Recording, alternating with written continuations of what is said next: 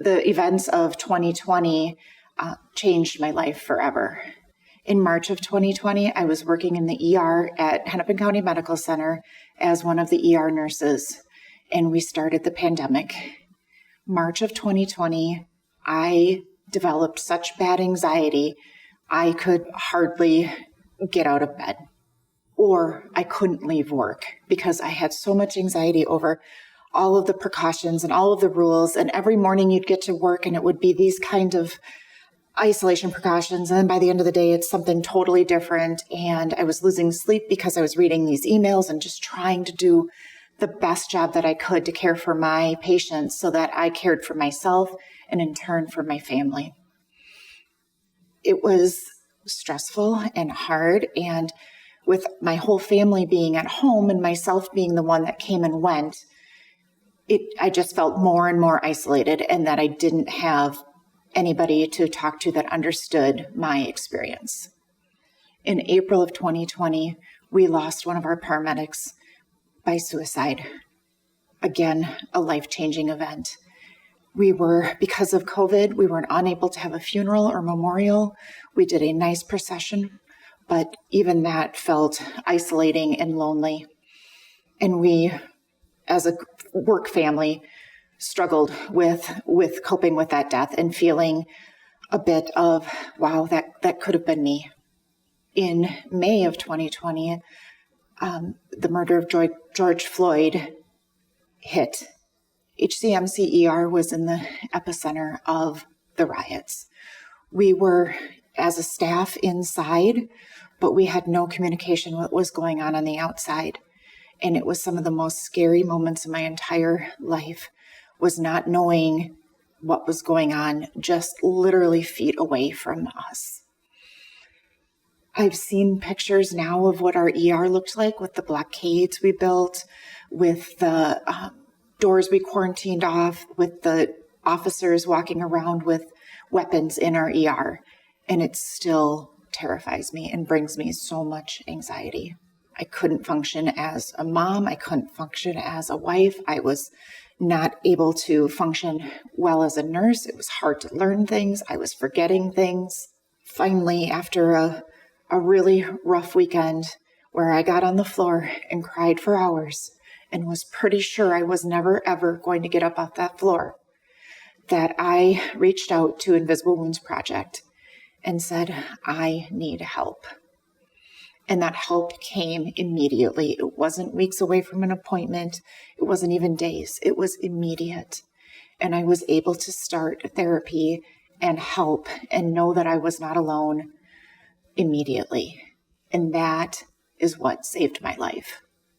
When I went and got these pictures taken, it was great fun.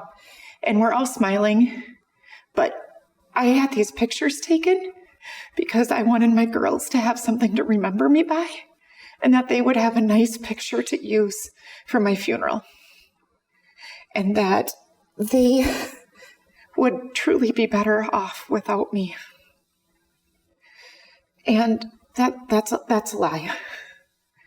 2 of these girls are following in my footsteps, working in emergency medicine, and I couldn't be prouder. And my little one, she's pretty sure she's going to be president. I'm so proud of them. I'm so lucky I get to keep being their mom.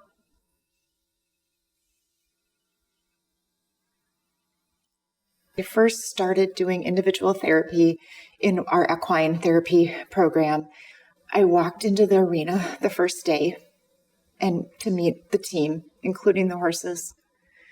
And one of the horses walked up to me and put their forehead on my forehead and just nuzzled my forehead just this tiny little bit. And the tears just rolled. That was something that I had done with my daughters as they had grown up, was we like to rub foreheads. And here's this creature that I've never met before walked up to me and gave me a piece of touch that I needed to remember why I was here.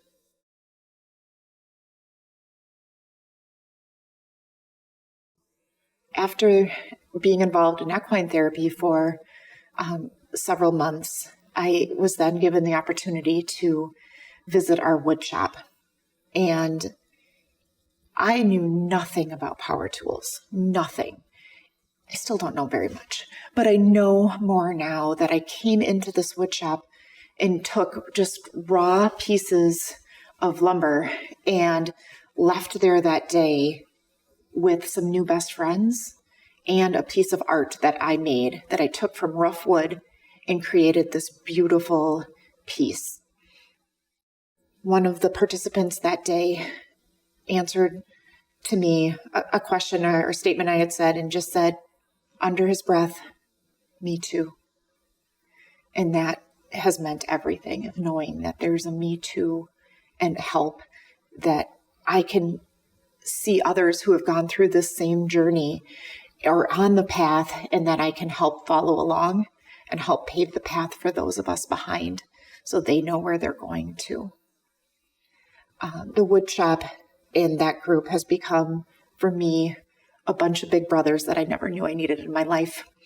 And we regularly check in on each other, knowing that I have people that love and care about me makes me feel like I have some worth.